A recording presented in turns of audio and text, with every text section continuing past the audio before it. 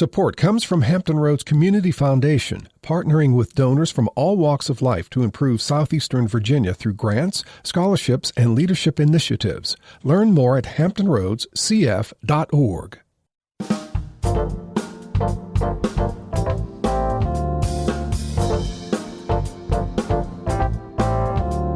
Hello, everyone. I'm Barbara Ham-Lee.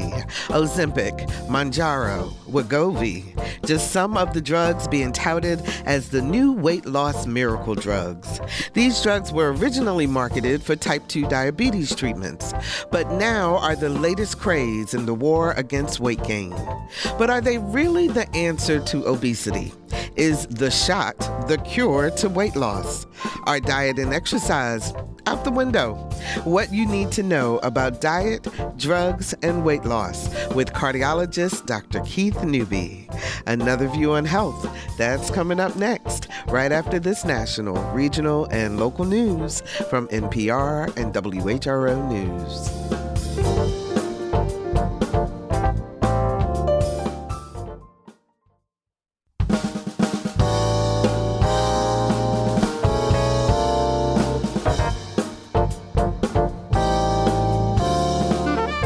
Discussing today's topics from an African-American perspective, this is Another View. Good afternoon, everyone, and welcome to Another View. I'm Barbara Ham-Lee. I want to start today's show by saying thank you to everyone who became a member or increased their membership or just gave us a gift last week during our spring membership drive. Another View raised over $8,000 in 1 hour to go towards support for this station and for public media here in the Hampton Roads area. So thank you so much for your support. And if you did not get a chance to become a member, you always can by going to whrv.org and clicking on the donate button. So we really thank you for that. And I also want to tell you, I am so excited about this evening. I actually will be a guest on the Arrington Gavin podcast. Now, Arrington Gavin is the founder and CEO of Rugged Evolution,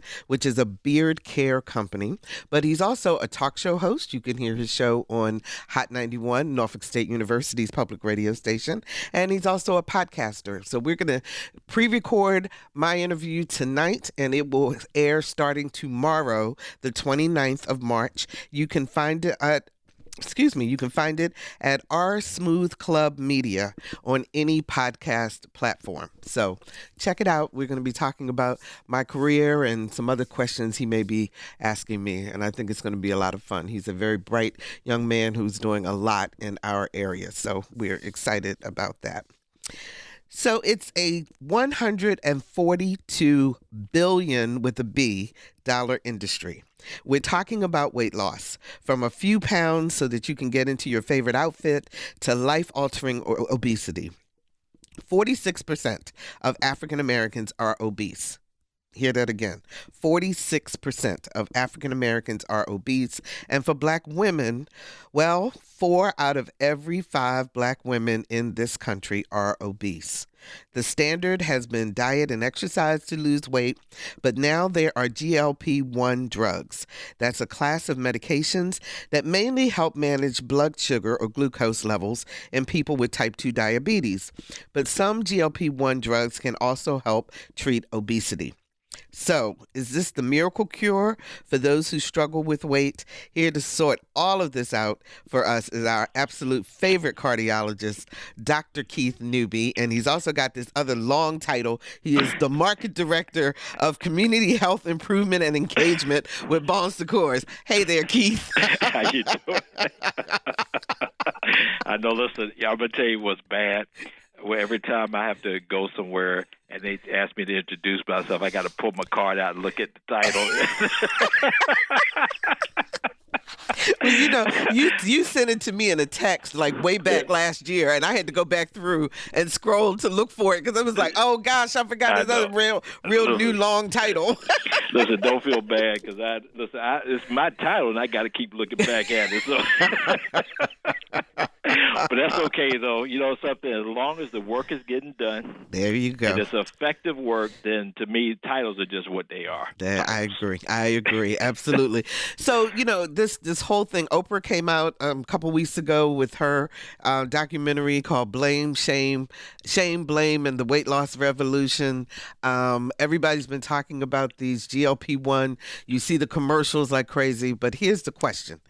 We know obesity can cause other diseases like high blood pressure and heart disease and so forth. But is obesity itself a disease? It is designated as a disease, yes, because of the prevalence of it and then what it does. Is because if it's going to trigger other medical conditions to occur, which it does do, then yes, it is considered a disease process. And it's part of those things we call chronic medical conditions. Okay. Now, is there a difference between being obese and being overweight? Yes, that's the issue of degrees.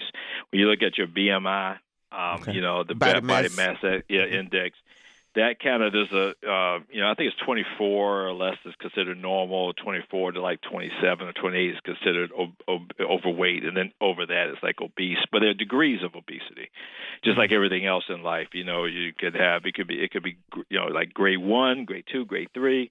Levels of obesity. So it's like anything else in life. The more you are, the worse things can become.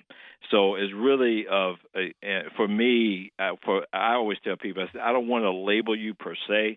From a medical perspective, I have to do that. But from I don't want people to get depressed or downtrodden because you tell them they're this or that. I'd rather try to be encouraging.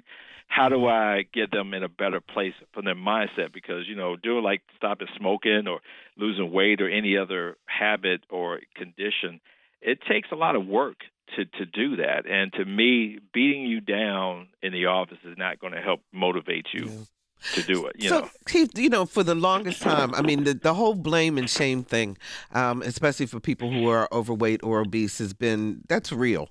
I mean, because people will say to you all the time, all you have to do is just eat a little less, exercise more. I mean, I can hear my mother, God rest her soul, she would say it to me all the time, just eat on a smaller plate, just eat veggies and meat and exercise, and it's willpower. You can do this, but is it always willpower for people? I mean, are we learning that there may be something else going on that makes people overweight? Well, I think like anything in life, we're always learning, and I've always, some people, like you and I get on the call, sometimes we're talking offline and we'll joke and laugh about certain things, but the seriousness of it all is I take it all in stride. It's a serious situation.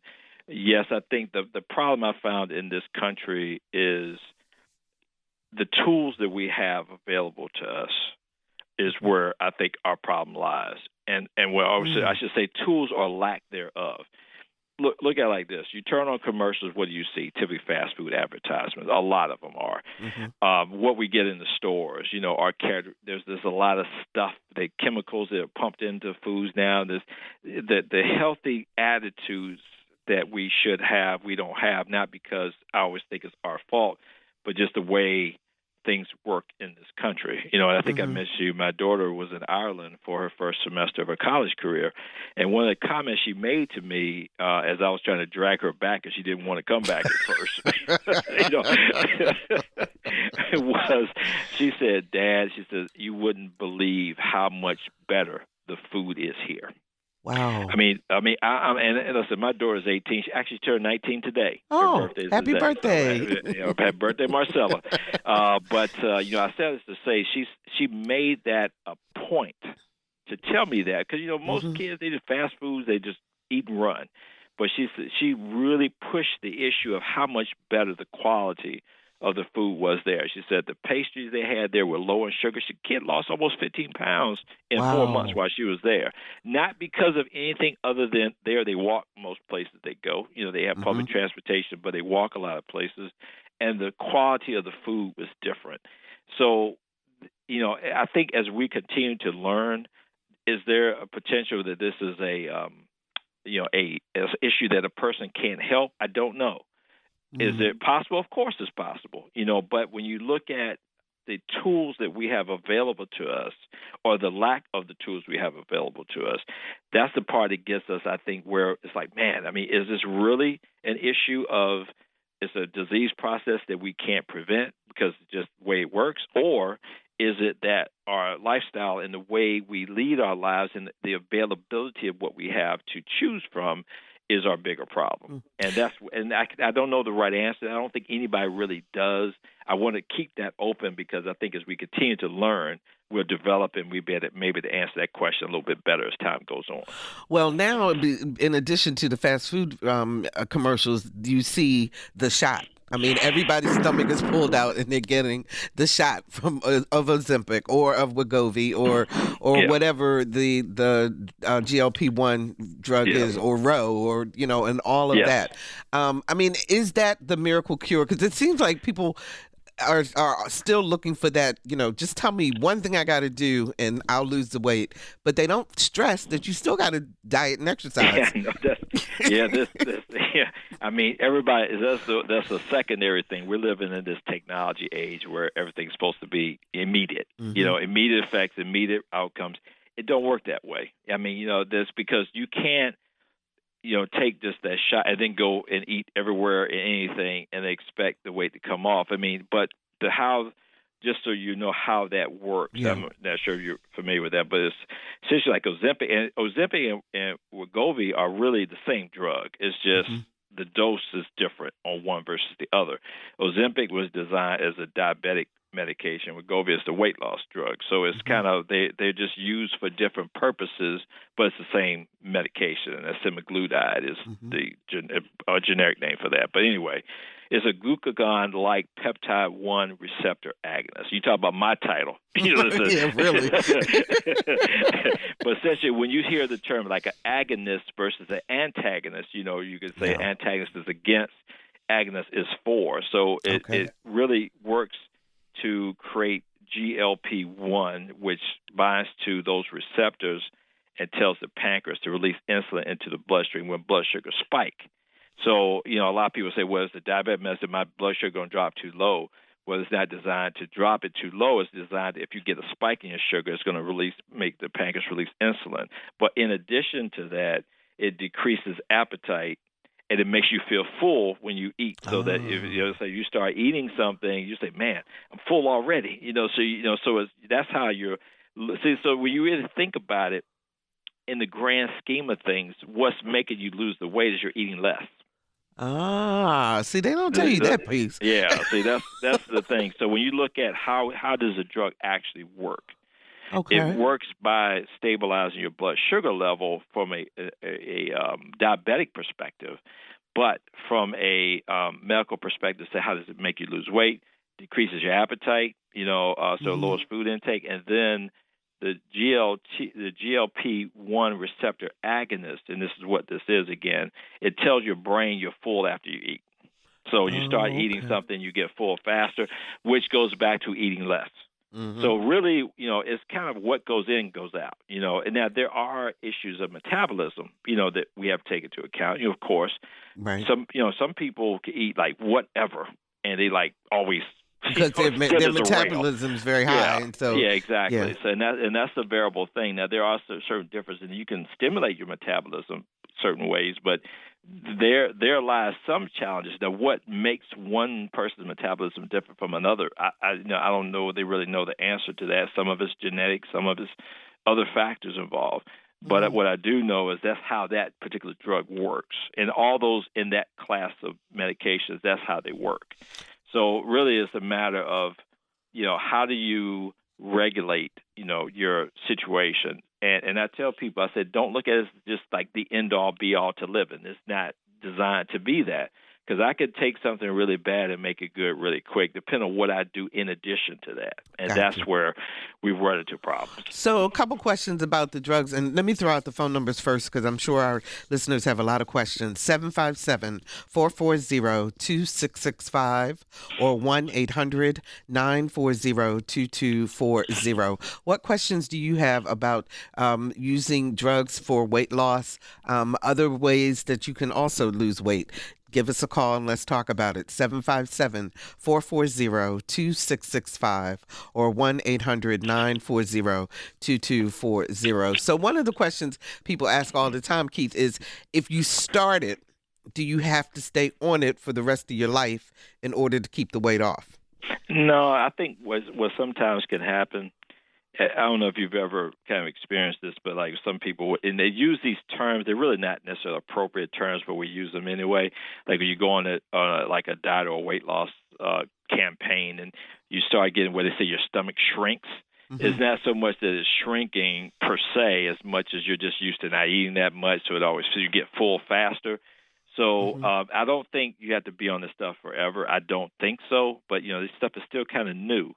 But I think if you get it, I think what the design is to get you to lose an X amount of body fat, because you could lose a pretty significant amount of body fat you could lose on this stuff, But the thing is going to be, how you handle things after that. So in other words, do you get yourself into a program where you say, okay, I'm good right now. I've used to only eating a certain amount. You stop the medication, and your body may just keep doing what you were doing before. Because, again, remember how it works. It's designed to make you full faster. So if you got used to not eating that much, even if you stop it, you could revert back, but you may stay like you are, depending on your motivation and your commitment.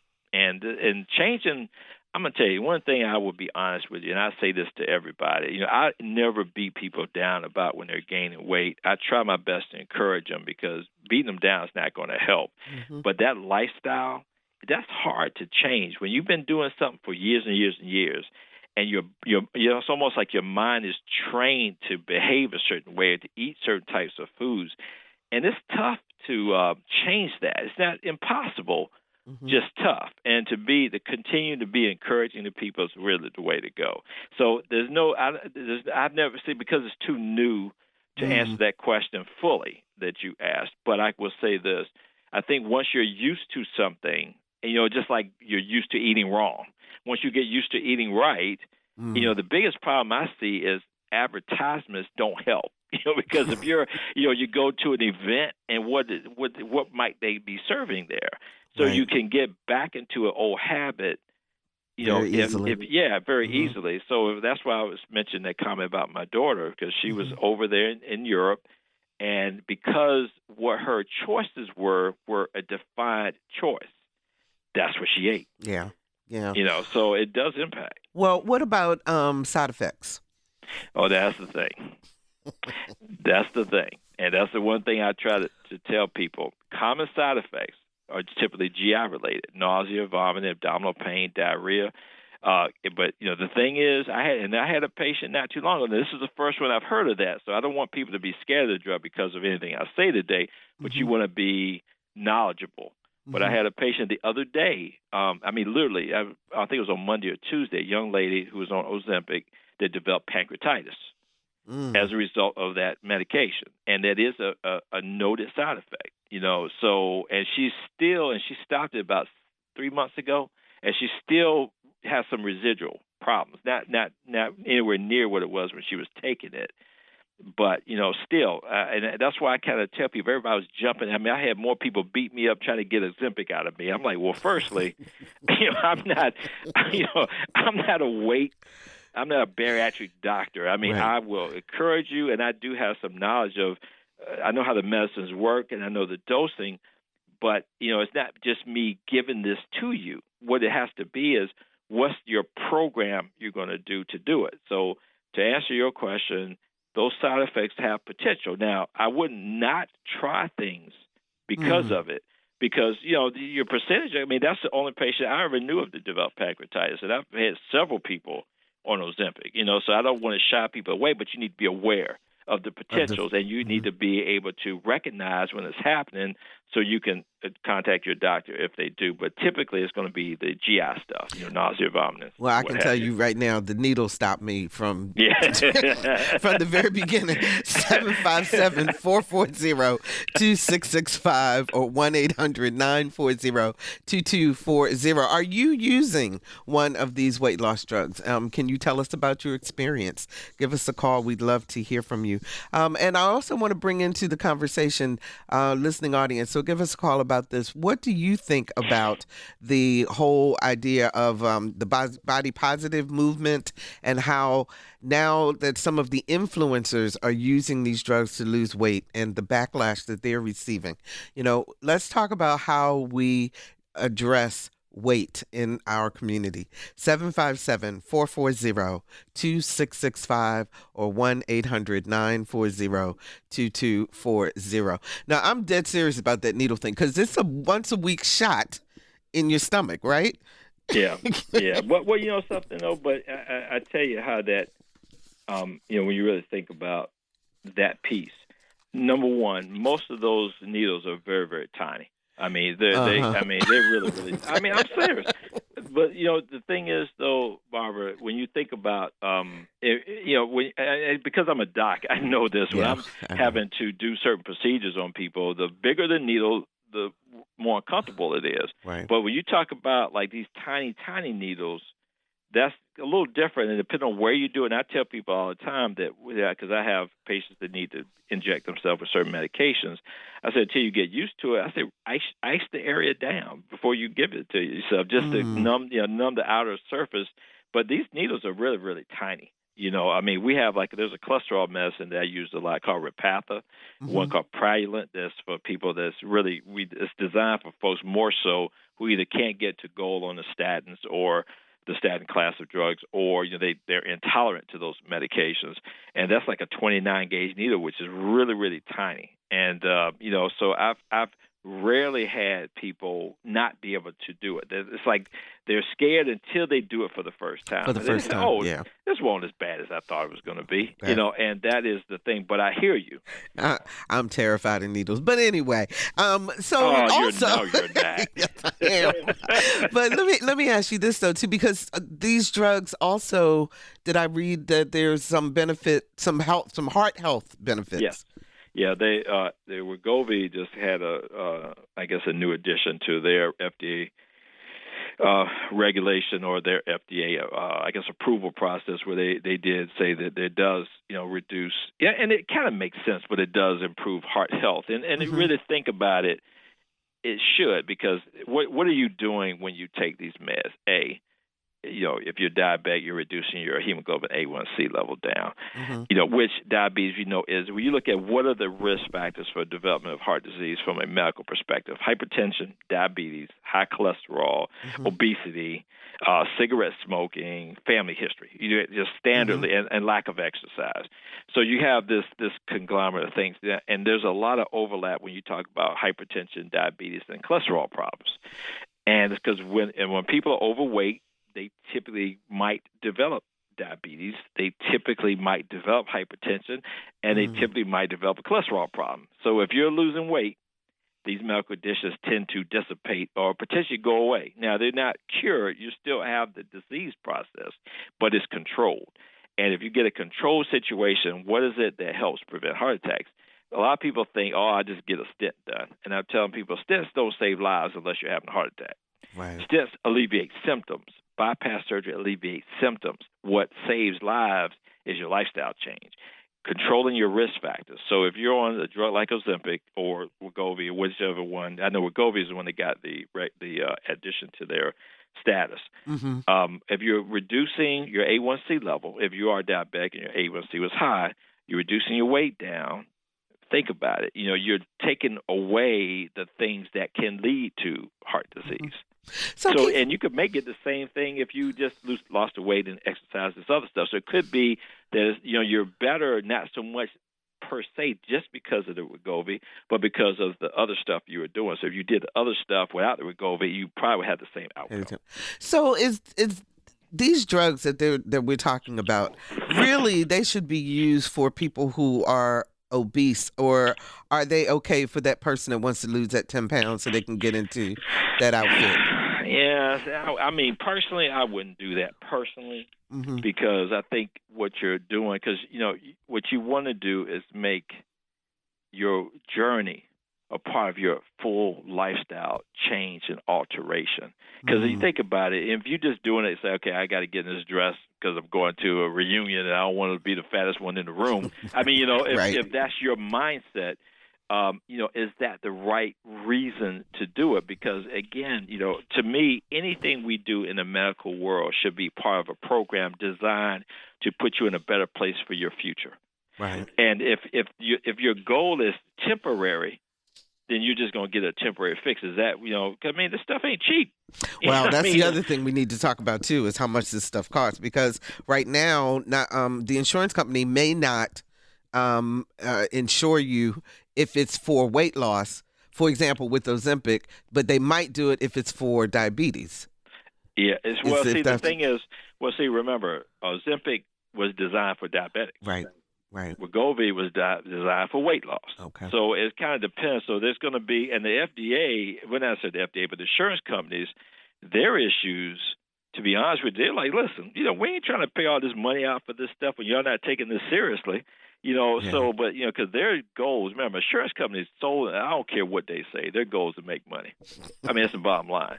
So when you look at the cost of Wegovy, without insurance is $1,600 a month. A month. Wow. Yeah. $907 for Ozempic. So I mean, that's you're not talking cheap. And that's without. Yeah, so that's what I'm saying. So when you look at, there's this they say, listen, we're not trying to pay out that kind of money if you're not serious about what you're trying to do, and they want your medical situation to be severe enough that it warrants that, and like I said, now I understand from as a businessman, I get it. In their mind, they're looking at, their cost analysis. Is this, A, is the patient serious about what they're about to do? B, is this going to really help them from a medical perspective? Now, you can get anything you want if you got the kind of cash flow, to pay for it. I mean, hey, go for it.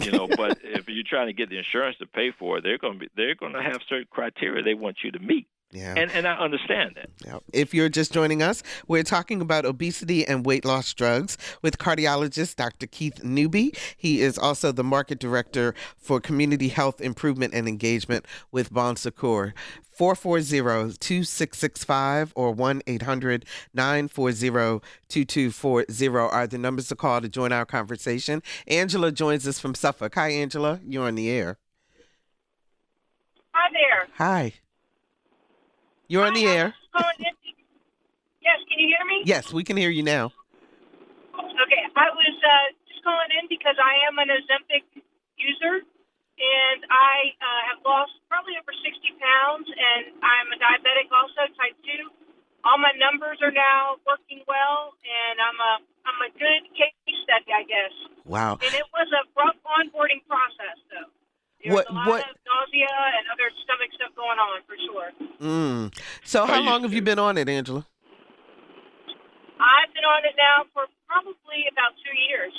Okay. Go ahead. Do you, when did your symptoms, your side effects dissipate away? I would say probably then they started easing up. And, like, my sister tried to get on it, and she couldn't push through. But so I definitely understand it. It's not easy, but if you can push through that first month and a half, 2, then it's definitely worth your while in terms of, I mean, the weight loss is great, but for me it was the health benefits. My cholesterol numbers and my A1C, like I said, are now right where they're supposed to be. Okay. Thank you, Angela, for the call. We appreciate that, and congratulations. That's great. Very much so. Yeah. Very much so. But that's the other thing is, you have to be in touch with your doctor. One thing I've found in our community, in the African American community, what I run into all the time, and I joke around. I don't think I've ever had this conversation with you before, Barbara. But the first thing when I tell patients I want to put them on some medication for whatever reason, the first question I get asked, well, what are the side effects? And I said, well, wait a minute now. I said, why is that your first question? I said, your first question should be, how is this going to help my health? Yes. I said, that should be the first question you ask. The second, as we go along, the subsequent questions, that's when you want to ask about those situations. But, the problem I'm trying to convince our community is when you look at, everything for me is risk-benefit ratio. I mean, it's everything I do in my life, I'm thinking pros and cons, risk-benefit. And that, to me, I'm like, okay, so what if I do this? What's my pro? What's my benefit? Mm-hmm. If I don't do it, what's my pro? What's my benefit? And then subsequently for the risks. And I weigh it out. And then I say, okay, if I know I'm I'm in a bad way, like you got somebody that's like, say, 400 pounds and they got a cholesterol of 400 and A1C of 13. And I do have some patients like that. And, I'm looking at that as, listen, your risk of not doing anything is a heck of a lot higher than to do something. So, and then the issue is going to be what Angela mentioned about pushing through the side effects. But you got to be in touch with your doc because suppose that person with nausea was developing pancreatitis, and they wouldn't know that, and that's one of the things, abdominal pain and nausea are one of the symptoms of pancreatitis. But if you're not keeping in touch with your doc, you wouldn't necessarily know that that's the situation. So you want to make sure that you're keeping in touch, and if you experience something, you want to, before you just arbitrarily stop it, you want to have that conversation, to make sure that's the right move, because there are some side effects that will eventually dissipate away, and then the benefit starts kicking in. Got you. 757-440-2665 or 1-800-940-2240. Robert joins us from Norfolk. Hi, Robert. You're on the air. Hi, Barbara, and hi, Doc. Hey, how you doing? Grateful. Doc, as I've heard people say before, better than I deserve. So,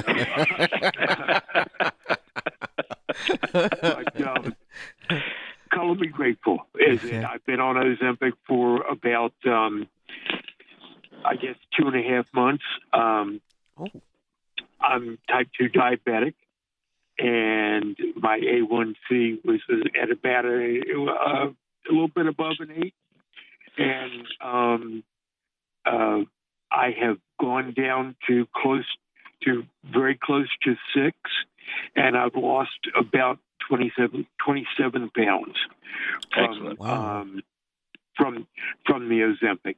And I really am just very grateful for it, and I'm hoping that things will continue to go in the same direction. As far as side effects, the one thing that happened just about 2 or 3 weeks ago is I noticed that I was very tired. And when I talked to my doctor about it, he said, you're eating a lot less. And so you have to sort of try and balance things out and make sure that you have like a 1-a-day vitamin and vitamin D. And, So, Robert, did you change your diet? In terms of what you eat also? Not so much, because I've tried to be on a low carb diet, but what's really changed is that I never ever remember being able to look at a plate of food and say I can't finish this, and now I just look at it and say, that's not happening. Okay. Well, thank you for your success. We appreciate that. Keith, you want to respond? Yeah. So that goes back to it. Congratulations, Robert. That's a lot to be proud of. And this is not an easy journey for anybody. Weight loss and changing lifestyles can be interestingly challenging. So I applaud you for those efforts. But that goes back to when I was telling you at the beginning of the show how this drug works. He made that comment about when he looks at a plate, he would finish the whole thing and wouldn't even think 2 thoughts about it. But now he looks at it and say, See, that's what I'm talking about. It changes your perception. of what you want and what you don't want. And so it's the lifestyle change that goes along with it that's really driving the weight loss, not like the drug is peeling away fat, like it's burning it away. It just changes how you perceive food. Okay. And that's the part that you want to have. But that's, like I said, that's not easy to achieve. But once, and again, if you're on, it depends on why you're on it. Meaning, most of the two, I think it was Angela and Robert, were on it for diabetes. Right. They they had the benefit of it all was that. What I know I think in the studies, it was like 68 weeks for Wegovy. That was a study that they did to look at that. So that's several years, to be on it. But whether you need to be on it that long is all based on the individual person, and that's where you really, exactly. But you really want to stay in touch with your doc. But it's the benefits that getting the A1C level down. I mean, you tremendously reduce your cardiac risk. The hardest part about being a doc is trying to convince people who feel otherwise okay that they're not okay. Yeah. That is the hardest thing, is trying to, and I understand that, because like I said, if you have a pneumonia or urinary tract infection or something, you give me that antibiotic, I want to feel better. Mm-hmm. Yeah, but once they start feeling better, a lot of times people won't even finish the course of antibiotics. That's where the rubber meets the road, is trying to do that. And that's the issue with high blood pressure too. But our phone lines are lit up, so I'm going to go take some other calls. Tracy joins us from Chesapeake. Hi, Tracy. You're on the air. Good day to you both, Dr. Newby. He is my cardiologist. He's my mother's cardiologist. Hey, Doc, we'll be seeing you next week, actually. I look forward to it. Okay. So I am on Trulicity, and the problem that I have now is that I've not been able to take the medication for going on 6 weeks because it's not available. There's a backlog. You talking about the Ozempic, or you talking about Trulicity? Trulicity, he said. Yeah. Okay. Trulicity. The problem with I can't do Ozempic because my insurance requires that I go through 2 other medications, one of which is a daily injection, and the other one is, I think, a weekly injection as well. So I can't even do the Ozempic unless I go to those other 2 medications. Right now, as far as, again, I'm on it for diabetes.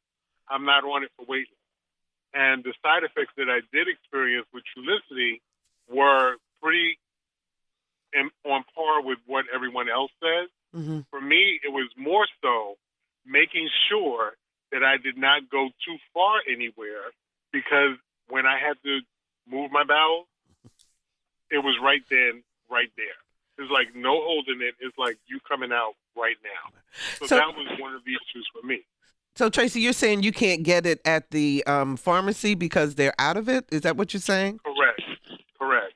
And do you attribute that to because so many people are trying to get it just for weight loss? Probably. I mean, that's the only conclusion I can come to. Maybe, I don't know, because it's for the dosage that I have. My dosage is 1.5. The next milligram available is 3. Going up, and going down, it's 0.75. So I just had blood work done today to see where my A1C levels are, to see whether or not I can get the 3.0. Oh. Okay. All right. We're going to let Dr. Newby respond. Thanks, Tracy, for the call. Yeah, what you find is because the issue is supply demand. Everybody wants this stuff, so when you have, and then depending on the pharmacy, because this is the way I learned an interesting thing about how pharmacies work. Mm-hmm. They don't want leftover drug hanging around because it goes bad after a time, so they're not going to stock but so much of any supply. It's going to be based on shelf life and some other variables. Mm-hmm. So they're not going to, depending on the pharmacy, you may have to shop around the different pharmacies to find out who has what. But then, of course, you get some insurance carriers, they only want you to go to this pharmacy or that one. Right. So you got to deal with that piece. But what you're finding is, because Trulicity is in that same family of these GLP inhibitors or agonists. Mm-hmm. So you have to keep in mind that the demand is higher than the supply. So then I'm sure there's some cost battles they come up with so they could jack the price up a little bit, get a little bit more out of the deal, because they say everybody wants it, you got to pay more to get it. So you got to deal with that games that are played behind the scenes. So, but it's really just because so many people want these drugs, Gotcha. because of the potential benefit, that the supply is not as keeping up with the demand. Gotcha. So that's really, when you run to that issue, that's really what it's all about. Okay. Barbara joins us from Onancock. Hi, Barbara. You're on the air. Hello. Pretty name. Hello. Yeah, good name. I want to thank Dr. Newby for a show he did last spring on AFib. And because he said, once you have AFib, you always have AFib. And I didn't realize that. I'd had an AFib attack 6 years before that. And within 3 weeks of that program, Dr. Newby, I realized that I'd gone into AFib again.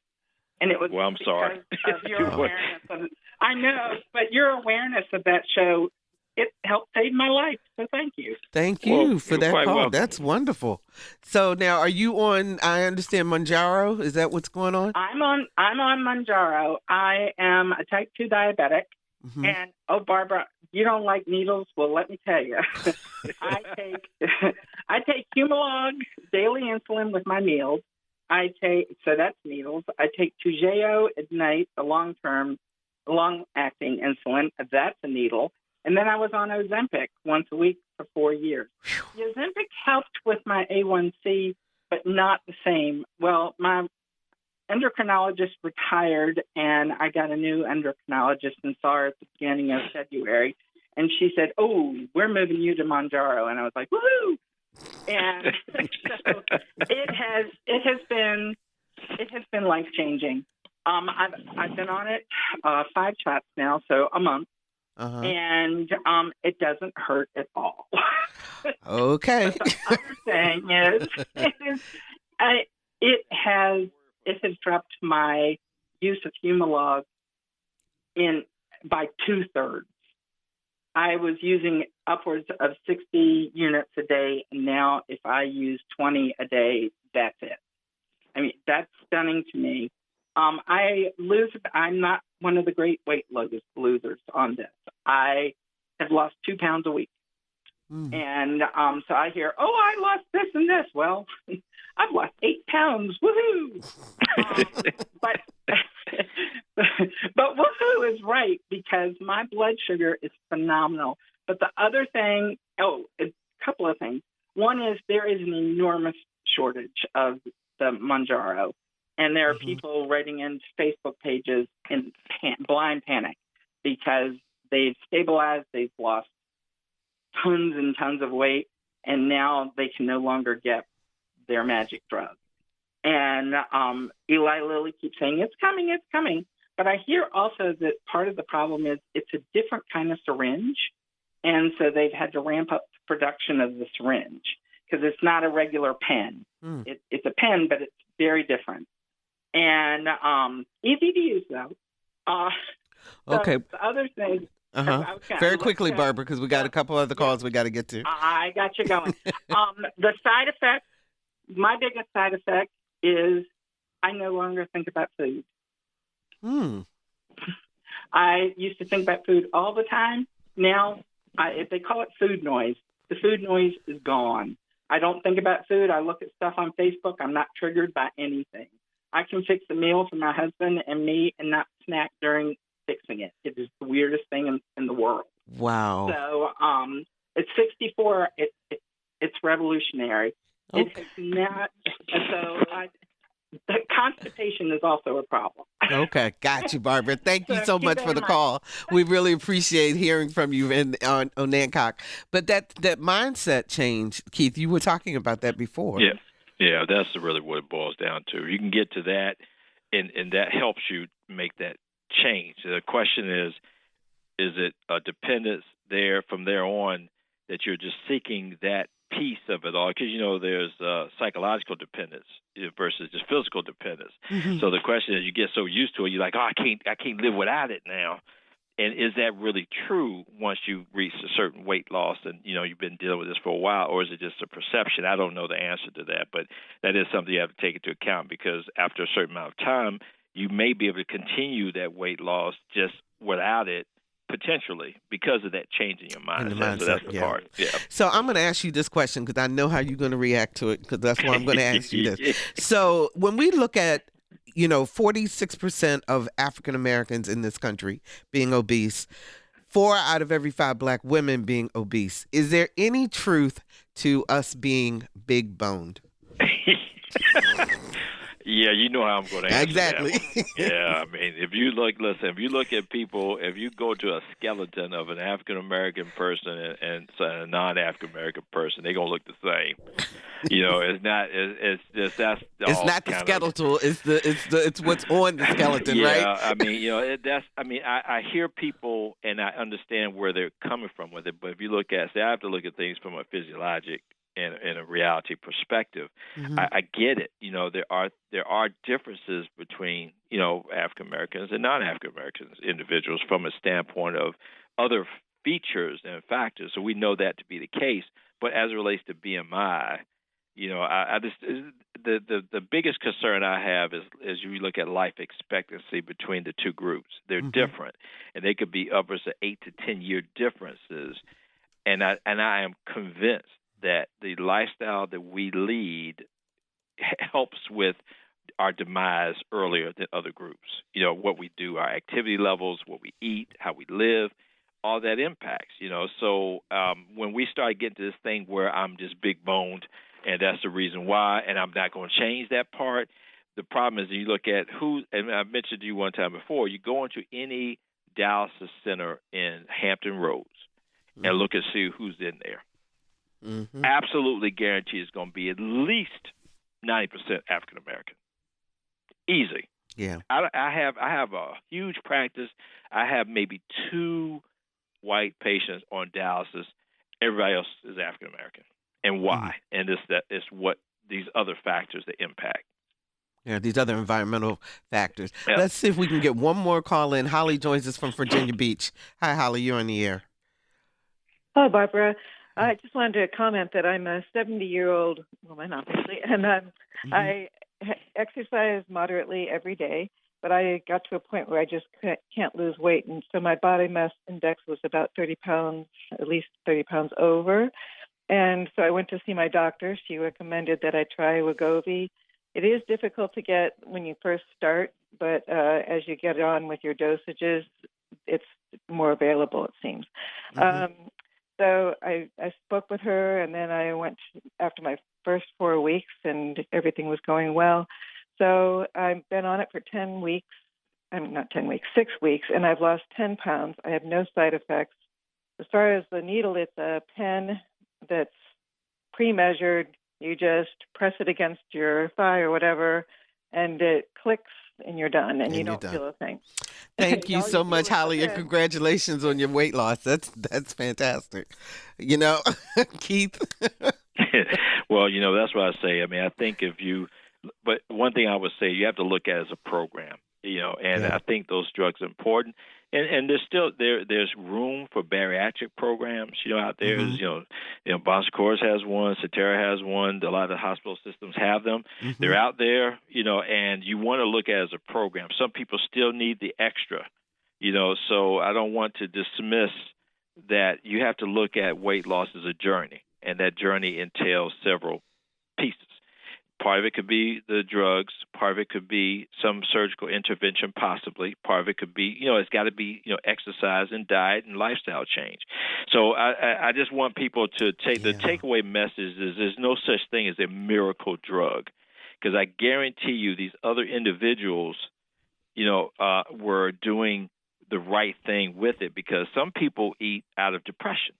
So mm-hmm. they may not be hungry, but they still eat anyway. So, the thing is, you have to look at it as what's the driving ship that may make people feel or do one way or the other. So it has to be the program, not just an individual thing. So mm-hmm. that's why I really caution people, don't look at these meds as the end-all, be-all to living. It has to be that plus the program itself, and that's where you want to get the advice of your docs. Yeah. And, do you think that we will ever get this whole weight loss shaming thing under control? Because, it's always an issue in this country. And for those who are overweight and for those who aren't and can't understand what the either side can't understand each other. Well, that's because they don't try to find out. See, the one thing, the unfortunate reality that I really hate that we've become a selfish society and self-centered, and everything is about us individually.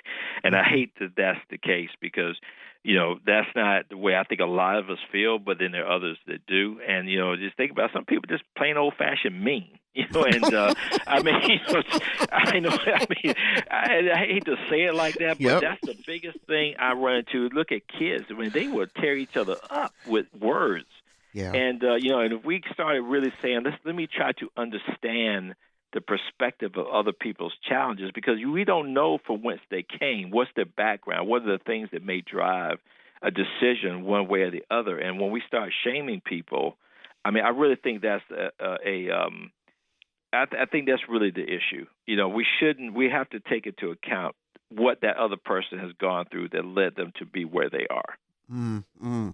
So the one thing you would recommend, though, is no matter which journey you decide to go on, whether it's counting calories, dieting, gastric bypass, the shot, whatever it is, you need to involve your doctor, correct? Absolutely, because the thing is you want to identify, because there may be things they tell you that could be encouraging. As an example, say if you have hypertension, your blood pressures are high, or you're diabetic, your A1C is 9. Sometimes hearing that you have a medical condition can help motivate you to say, well, let me get on my GLB because I'm not trying to have a heart attack or get kidney failure or things like that. So if you are, and they can have like I think somebody said earlier about they were weak and fatigued, and they start taking vitamins. That's kind of stuff you need to talk with your doc about, because vitamins are only, to me, utilized or needed if, say, your diet is not encompassing that which you need. Most people, if you eat a healthy diet, you're going to get all the vitamins you need. Anything extra, you're just going to urinate that out. It's going to be wasted away. But the thing is, if you change your diet and say that perception of what you're eating goes to a point where you're not eating hardly anything, that's not good either. So that's why you want to make sure that you're getting that support. We are professionals in that realm. And I try to tell you, don't just listen to Joe Blow down the street telling you what to do. Joe Blow don't have an MD degree. Find out people who know what they're talking about that can help you with your journey. It's still your journey to have, but we all need help along the way. Absolutely. So we got 1 minute left.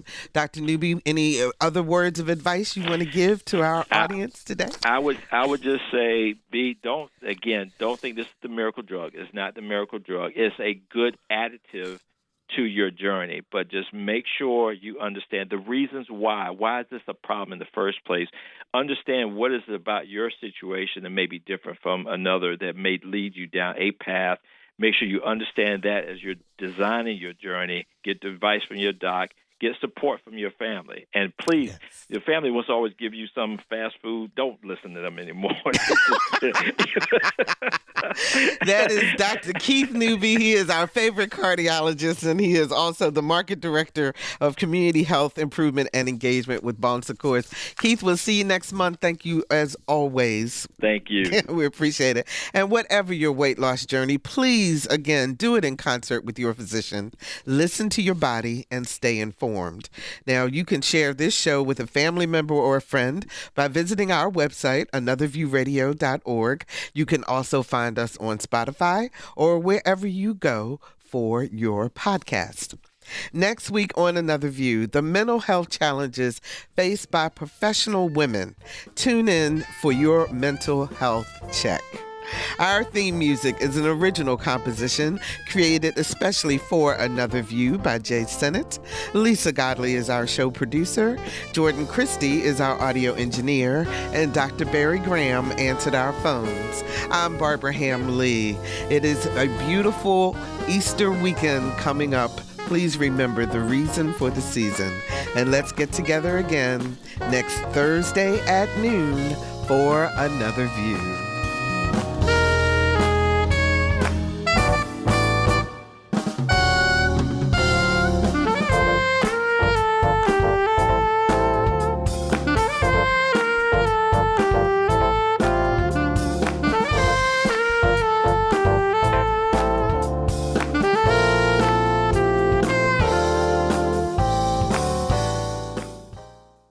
Support comes from Hampton Roads Community Foundation, carrying out your charitable wishes forever, whether it's helping shelter animals, feeding the homeless, enhancing the arts, or supporting students. Learn more at leaveabequest.org.